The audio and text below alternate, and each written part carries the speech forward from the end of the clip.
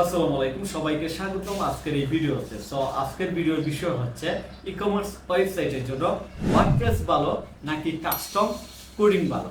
So অনেকেই আছে যারা আমার ই-কমার্স রিলেটেড ভিডিও দেখে আমার সাথে যোগাযোগ করে এবং জানতে চায় যে আসলে ওয়েবসাইটে কি দিয়ে বানালে ভালো হয়।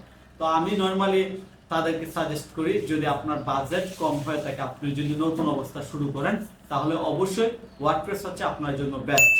কিন্তু আপনার যদি বাজেট অনেক বেশি হয়ে থাকে এবং আপনি যদি খুব বড় একটা বিজনেস দাঁড় করাতে চান এবং আপনার অনেক বেশি কাস্টম ফিচার লাগে, কাস্টম অপশন সুযোগ সুবিধা লাগে, তাহলে আপনার জন্য কাস্টম কোডিং করে ওয়েবসাইট বানানো খুবই ভালো হবে। এরপরও নতুন উদ্যোক্তারা কেন ইকুয়েশনটা করে, এর কারণ হচ্ছে তারা আসলে মনে করে যে ওয়ার্ডপ্রেস দিয়ে ওয়েবসাইট বাংলা ওয়েবসাইট হ্যাক হয়ে যায়।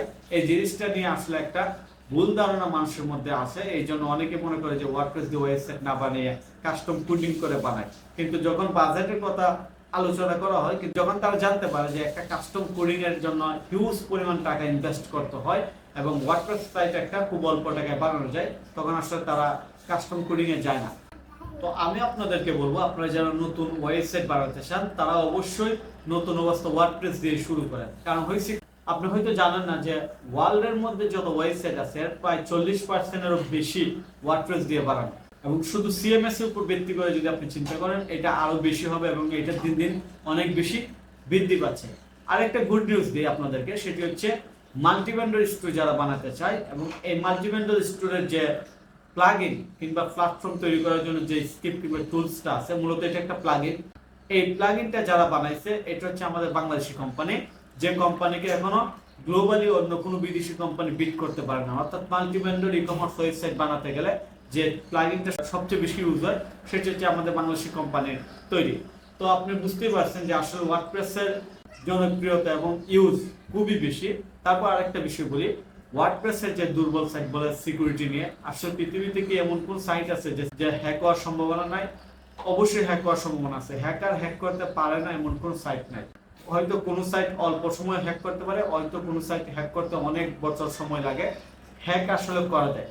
তো বিষয় হচ্ছে আপনার সাইট কেন হ্যাক করবে? আসলে আপনাদের মতো আমাদের মতো নতুন যারা উদ্যোক্তা আছে তাদের সাইট হ্যাক করার মতো হ্যাকারদের সময় নেই, কারণ তাদের মেধা এই ছোট ছোট ওয়েবসাইট হ্যাক করে অপচয় করবে না। তো আপনি নিশ্চিন্তে থাকতে পারেন যে আপনার ওয়ার্ডপ্রেস দিয়ে ওয়েবসাইট বানালে টাকা সেভ হবে এবং অবশ্যই এসইওর দিক দিয়ে খুবই ভালো হবে এবং আপনি অল্প টাকায় ভালো মানের একটা ওয়েবসাইট পাবেন, যে ওয়েবসাইটটা আপনি নিজে নিজে মেনটেন করতে পারেন।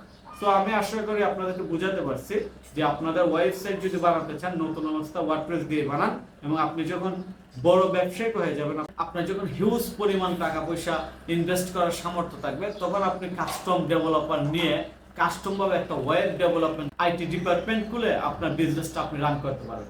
তো যাই হোক, আমি মনে হয় আপনাদেরকে ক্লিয়ার ভাবে বিষয়টা বোঝাতে পারছি। তারপরও যদি আপনাদের কোনো কোয়েশ্চেন থাকে অবশ্যই আমার সাথে যোগাযোগ করবেন, আমি আপনাদের সকল কোয়েশ্চেনের আনসার দেবো।